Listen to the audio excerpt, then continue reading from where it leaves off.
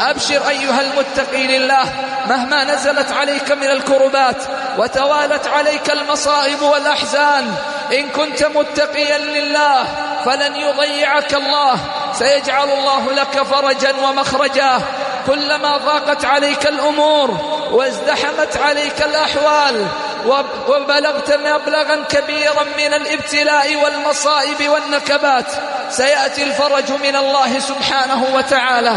قال ربنا سبحانه وتعالى في كتابه الكريم: ومن يتق الله يجعل له مخرجا ويرزقه من حيث لا يحتسب. سيرزقك الله، سيفرج الله عنك.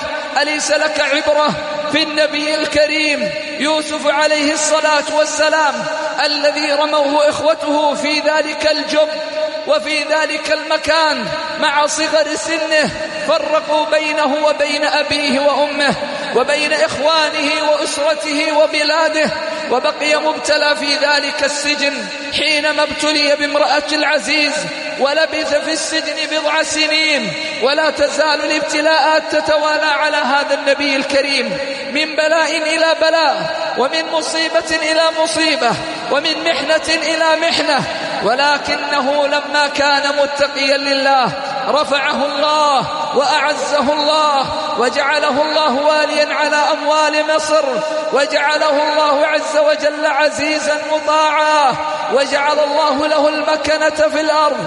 قال في نهاية القصة حينما تعجب إخوانه من حال يوسف عليه الصلاة والسلام الذي لم يكن يعبأ له، الذي رمي في الجب، الذي سجن وابتلي بذلك البلاء العظيم، فتعجبوا من حاله، فقال لهم كلمة عظيمة ينبغي لكل مسلم أن يجعلها نصب عينيه، لأنها سبيل الرفعة، ولأنها سبيل الفرج، ولأنها سبيل الخير في الدنيا والآخرة.